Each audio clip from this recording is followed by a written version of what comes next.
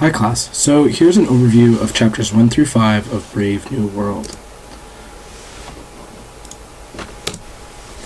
We're going to start with some minor characters. Henry Foster, we actually meet him pretty early on when they're doing the tour of the facility. He's one of the characters, or one of the people that works there, the director talks to, and Henry kind of takes over the tour. And we can see that in the pages I list on the slide here. Henry Foster, for the most part, we don't get much sense of him, and that's because he's really the typical ideal alpha in their society. He's, dating Lenina. He has a job, he has friends, he's sociable, he says the right things, he does the right things. Even Fanny Crown comments on just, again, how unspecial Henry Foster is, and that's a good thing, right? That he's really just predictable and normal, and we understand him. So we just want to make sure we have that character there, because, again, other characters in the society are being compared to Henry Foster in terms of how the characters see each other. The next man we get to is Benito Hoover. Bernhard runs into him in the elevator, and we just get a little taste of what he is. Typically, he's over-sexualized and he's over-happy. They talk about him not needing any soma to be smiling all the time, and he's always choosing the sexual hormonal gum. He represents the kind of enjoying the society maybe a little too much, the maybe over-opulence of it. So he just want to make sure we're aware of him. Fanny Crown, this is Lenina's friend. When they're in the locker rooms changing, it's who Lenina is talking to. She fulfills right now the sort of ideal woman in the society, only because she's the one commenting to Lenina about how Lenina should be, and kind of giving her that peer input to kind of change her behavior around. And then we have Mustafa Mond. He's the Ford ship. Again, we're going to talk about Ford ships in a little bit, but he's one of the major leaders of the world, and he comes in and talks to the students, and looking through what he says, he really gives us a setup of how this world got created, what led to it. And so he kind of is our historical reference with there, and then he starts to play a little bit of a role later on in the following chapters. Once we move on to the major characters, we have Lenina Crown. Again, she's our prominent female character. She spends a lot of time talking and then being with Henry, and so we get some description of her. She is physically ideal, matching up to the party, and mostly socially ideal, with the exception that Fanny points out, where she likes monogamy a little too much. She's been dating Henry for a few months without seeing anybody else. Right, and that's something that is looked down upon. So there's some sort of little kind of, is Lenina not necessarily happy with how the society is put together. Lenina also becomes involved with Bernard Marx. So we think of Henry versus Bernard. Lenina is that go-between to give us that point of comparison. Let's get to Bernard. We meet him on the tour, but then also in the elevator. With Bernard, the one thing that everyone says about him is that he's different. Right, that maybe in the process of him being created, the alcohol fell in the vat or in the vial, and it just made him a little off. Physically, he's shorter. He's a little bit. They talk about him like his eyes are darker. He doesn't look like every other alpha. Oh, and let me just clarify. Everyone that we talked about here is an alpha. That's the kind of society that we're working with. But Bernard really, again, he stands out. Yet he's actually an alpha plus. So he's ridiculously intelligent, but doesn't fit in socially. That's best seen towards the end of chapter 5 there, when we get to the community sing, and how he interacts there, yet how unfulfilled he is. It also comes out with his conversations with Helmholtz Watson, who's his friend. So Bernard is going to be one of our main pseudo-protagonists. This book doesn't have any clear protagonists, but he's a pseudo-protagonist that we follow his character more than we follow some of the other characters. Helmholtz Watson, I don't know why I keep calling him Watts. Helmholtz Watson, he's an occasional character, but he also has this sort of difference to him. Look at how he's described physically versus his sort of internal, what he wants for himself and how he views himself. Excuse me. And he's just unfulfilled. He doesn't. This society, as manufactured as it is unfulfilling to him. So when we look at these three characters, I label them as the major characters because they all were created to exist in the society, yet all have a little bit of a bone to pick with it, where they don't quite fit in, or they want something more from it, and that's what we're kind of tracking. Again, we have to remember that this is a dystopia, but it's at the beginning here, it's parading as a utopia, so that this is a good world that is positive, it's nice, it's clean, it's efficient, it's happy, everything's going well, yet we're seeing some kind of cracks in it with these characters.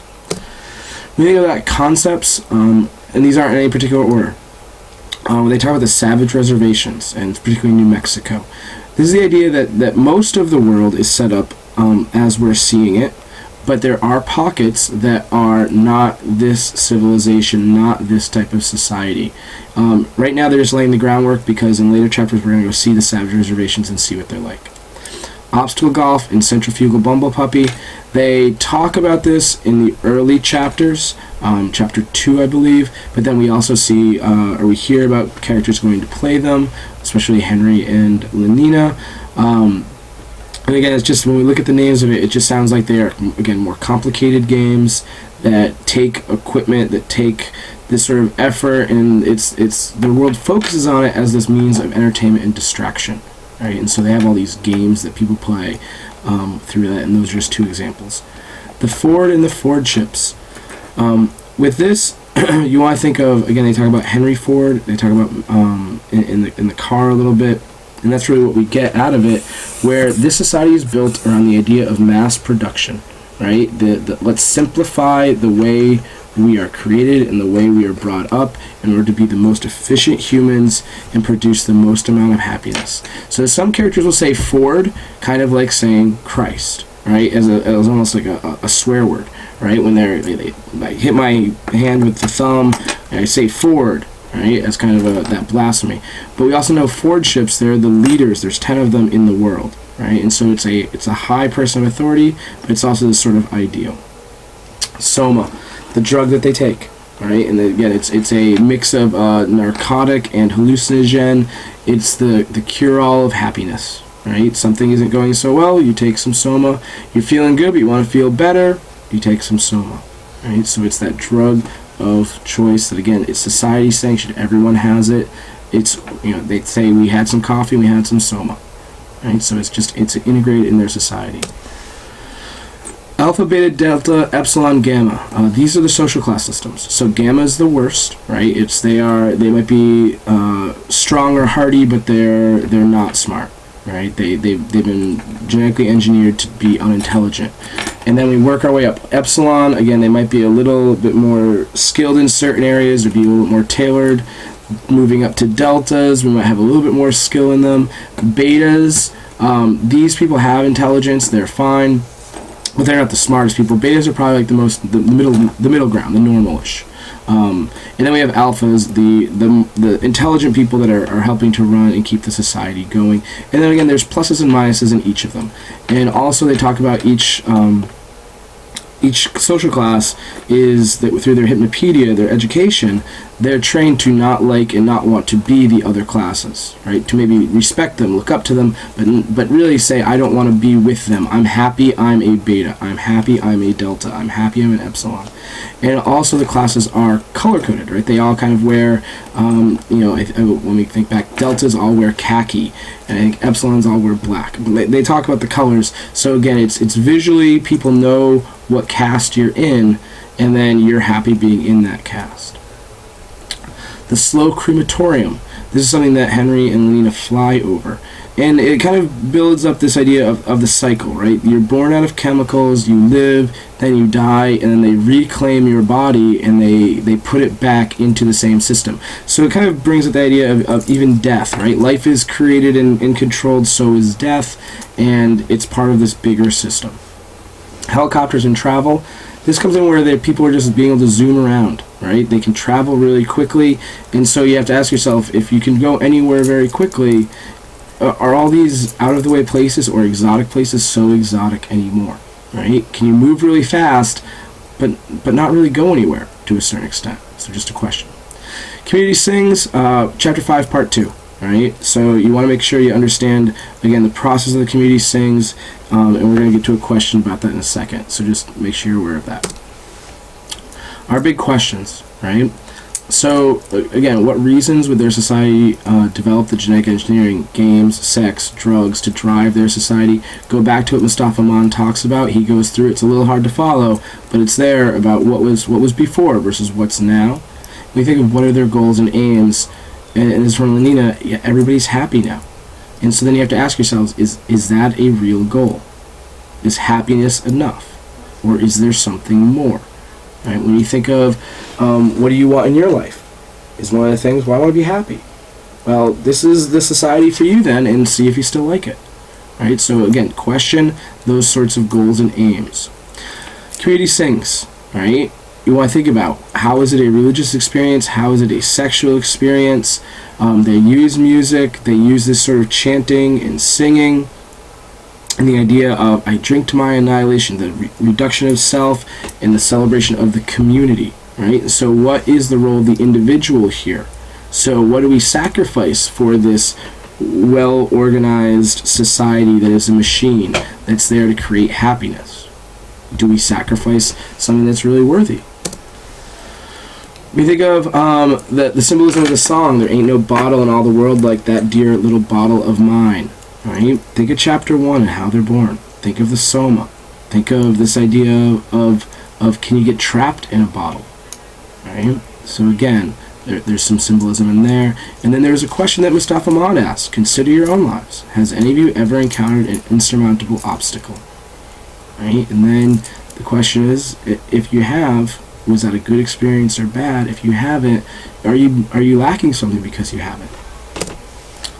Other themes we want to think of, again, the society is built around this idea of economy, mass production, right? And in that, they create the social classes, and they create the sense of community within those social classes to keep the economy going. They produce workers to fit certain roles to keep the economy of the society moving.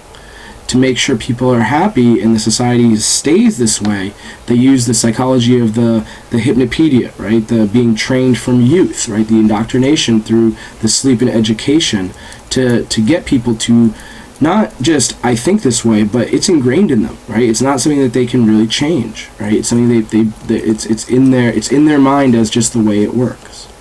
They also use openness of sex and relations. Right? So again, the idea that there's no suffering in rejection. There's no someone saying, "Oh, I can't be with that other person."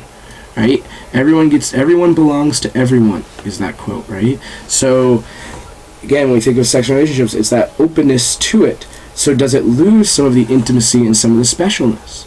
With procreation, now that's divorced from the product though, right? That's created in the laboratories, in the factories, basically. So we have this sex in relationships, but we take it away from this idea of life.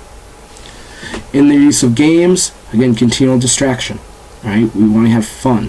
Fun is good. Excuse me. And our last one is it depends on soma and drug use. So that's it for chapters 1 through 5.